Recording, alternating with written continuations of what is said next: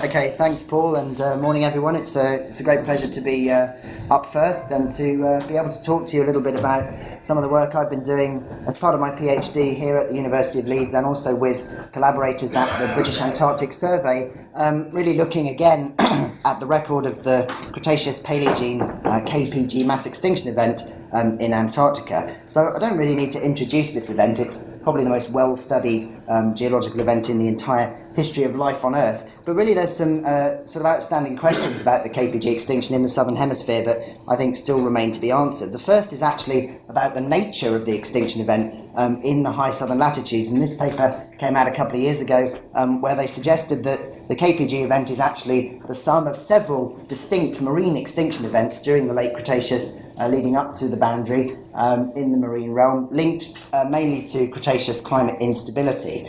So that's something we can test using the Southern Hemisphere fossil record. There's also persistent hints in the literature about things being somehow safer in the south, in the southern high latitudes. And again, this is something that we can test using the fossil record. This has been suggested using groups like calcareous nanoplankton extinction rates, for example. And are there any patterns to extinction selectivity at the KPG boundary which represent global signals? And finally, what is the nature and timing of marine biotic recovery, both in terms of diversity but also ecology in the Paleocene after the event?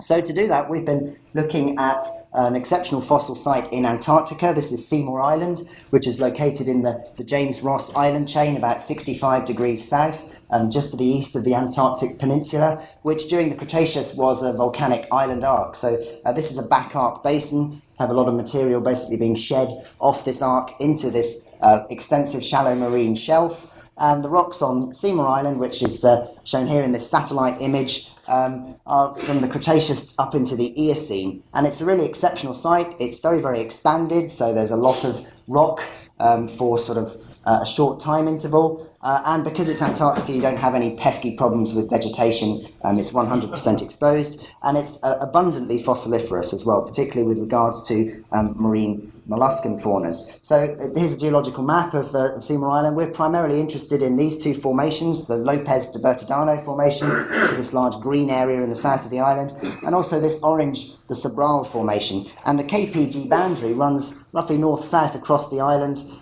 in the upper part of the Lopez de Bertadano formation, and that's quite important. I'll come to talk about that later on. And the samples I've been looking at come from several field seasons worth of work by scientists from British Antarctic Survey and affiliate institutions such as BGS and the University of Leeds. And we have basically three really well-constrained measured sections through the Maastrichtian and across the KPG boundary with fossil collections tied to these. Just a few images of Seymour Island. This is what it looks like today, this sort of weird Badlands-like topography, again, no vegetation. And these sediments dip shallowly to the southeast. You can get an image of that here, just this gentle dip, about 10 degrees. And in terms of lithological variation, they're pretty boring. These are over 1,000 metres of salty sand and sandy silt, with the only real lithological change being the incursion of some of these glauconite-rich horizons in the upper part of the sequence. And this is what it looked like during the Cretaceous. This is a sort of generalised view of the James Ross Basin with this forested Antarctic peninsula in the background, shedding all this material into the basin, which is populated by many groups of marine organisms, all of which are found as fossils on Seymour Island. So this is just a sort of composite log we're able to put together using our different measured sections through the Maastrichtian. This section is pretty well constrained in terms of its age model based on biostratigraphy, strontium isotope geochemistry, and a couple of years ago some American workers came along and did some magnetostratigraphy on this section. So we're pretty happy that we've got about 1,000 metres that represents only about 3 or 4 million years at the end of the Cretaceous. So this is really very expanded compared to low latitude sections. The KPG boundary is in the upper part of the Lopez de Bertadano formation, and this was identified by the Americans in the 1990s. There's an iridium spike at the boundary at the base of this glauconite horizon, and it's also defined using palaeontology. And it's a complete boundary section when compared to lower latitudes, according to the palaeontology. So here's our sedimentary section lines all the way through the Maastrichtian. And myself and my main collaborator, Rowan Whittle, who's at British Antarctic Survey, we've been working mainly on the molluscan faunas. We looked at over 12,000 fossils from this composite section from the early Maastrichtian up into the Paleocene, and we're primarily interested in the mollusks because they can tell us something about the sort of dynamics of the extinction, any possible patterns of selectivity, and they're very well preserved and abundantly fossiliferous throughout the entire section. And we've classified them, obviously identified them to as low a taxonomic level as we can, and then we've classified them according to their feeding strategy and their mode of life to look at any potential patterns of selectivity. So the rest of the talk really is going to be looking at these range charts of the main molluscan groups, and the main groups I've focused on in the Cretaceous are, of course, the cephalopods, the bivalves, and the gastropods. In terms of the cephalopod fauna, this has just been published in Paleo 3, so please go and have a look at that for more details. But this is a range chart through the Maastrichtian of ammonite and nautiloid taxa. And again, you can see here we've got a fairly sudden extinction at the KPG boundary, with 7 species in 7 genera of ammonite and 1 species in 1 genera of nautiloid, making it up into the final few metres before this iridium anomaly and the KPG boundary. And there doesn't appear in this data to be any precursor extinction. One sort of pattern you will see in here is, well, there's several. First, this diversity increase in the middle part of the section, roughly about 69 million years ago, and we speculate in the paper this may be an expression of this mid-Maastrichtian event at high latitude. So this is a climate change event during the middle part of the Maastrichtian. And then you'll also notice these restricted stratigraphic occurrences of certain species of ammonite through the section, sort of very tightly constrained.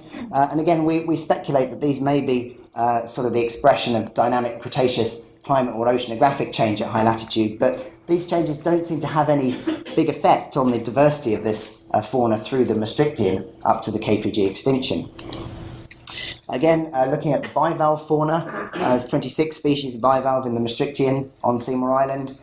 These again exhibit a variety of feeding modes and modes of life.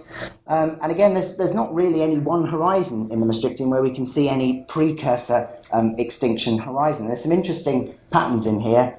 In particular, the occurrence or restricted occurrence of these taxa at distinct horizons. And these are bivalves which in the modern are chemosynthetic in terms of their mode of life. So we have just, again, published a paper with Chris in Paleo 3, where we're basically describing these as shallow marine methane seeps which are developed on the Maastrichtian seafloor, and they have a very distinctive biota, and that's controlling the distribution of these bivalve taxa through this section. So when you take those out of the story in terms of the kind of extinction pattern, again, there's not really any precursor horizon in here where we can say there's a sort of double extinction, and the main sort of last occurrences occur at the KPG boundary itself. You'll see that there's a variety of bivalves that survive into the Paleocene, and again, these have a fairly diverse range of feeding modes and modes of life. And then finally, the gastropod fauna. This has mainly been the work of Alistair Crame at British Antarctic Survey. He's particularly interested in the neogastropods through this section, so he's done a lot of work looking at these taxonomically. But this is, again, the range chart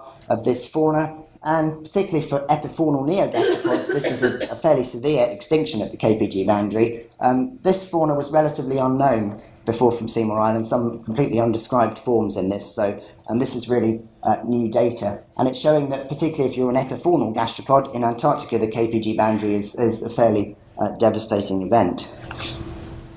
So what about extinction selectivity? Well, here I've just ordered the ranges according to mode of life, so not according to taxa. So we've got the nekton or pelagic forms here, infauna, semi-infaunal, and epifaunal taxa. So you can see that certainly in terms of the water column or the seabed, this event, the KPG event at high latitudes, is very, very severe. And it's really the infaunal things, bivalves and gastropods, that survive into the Paleocene. And again, these show, in terms of their feeding strategy, we've got suspension feeders, deposit feeders, miners. It's not this sort of classic KPG pattern of deposit feeders have it made after the boundary. There's a really diverse range of feeding modes in the Paleocene. And in terms of was this safer in the south, well, when you do some rough calculations about extinction rate, we're looking at sort of 60% generic level extinction here, 43% just in the benthic fauna, 65% in the benthic fauna at species level, 70% if you include the ammonites. And these numbers are very comparable to those at lower latitudes. So it doesn't really look like it was any safer in the south. What does that look like in the field? Well, here's a picture of the KPG boundary. It runs along the top of this scarp slope. This is our colleague John Einerson for scale. And over here on the right, you've got the Maastrichtian community, this sort of fairly diverse molluscan community with other stuff in there as well, echinoid spines, serpulid worms, these decapod crustaceans. The iridium anomaly occurs along the top of the scarp. This is presumably fallout from this catastrophic asteroid impact at Chicxulub. The Danian is to the left of the photo. Just above the boundary, we have this interesting layer with disarticulated fish bones in it, the fish kill horizon. And we're not quite sure what this represents. It may be telling us something about water column instability following the extinction, or it may simply represent the fact that all our epifaunal predatory gastropods, which would be munching on these dead fish, have gone extinct. So there's nothing there to eat these things. And then into the Danian, in the early Paleocene, we have a very sort of depauperate molluscan assemblage, mainly made up of this large suspension-feeding bivalve and this aporeid gastropod. And there's about 50 metres of Lopez de Bertodano formation above the KPG boundary, which are roughly the same deposition environment as before the boundary. There's no sort of shallowing over the boundary here. So we've got the same environment. So what we're looking at here in terms of this sort of dead zone with just these large mollusks is truly an ecological sort of signature. It's not a facies change. And my colleague Rowan has been looking at the Paleocene and the recovery. So here we're looking at just the occurrences of invertebrates through the Paleocene section. So here's the boundary at the base here with the extinction event. And you see this distinct interval where everything goes infaunal up to roughly the top of the Lopez de Bertodano formation. And then the epifauna only start to return just below this unconformity, which caps the formation, which is a big paleoenvironmental change representing basinal shallowing. But interestingly, we're getting the return of things into the section before that environmental change.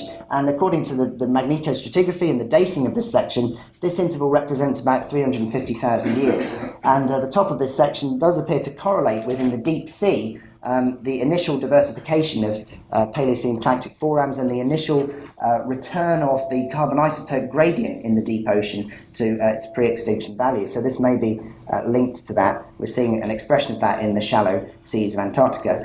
And then above that, into the Sobral formation, you do get a true facies change. You get basinal shallowing.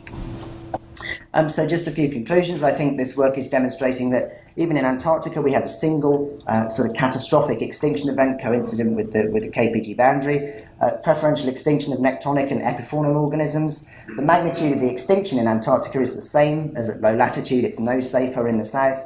And then after the boundary we have this distinct interval dominated by infaunal mollusks with a return of epifauna after about 350,000 years, and this may be linked to larger changes in the oceanic food chain and in the deep ocean.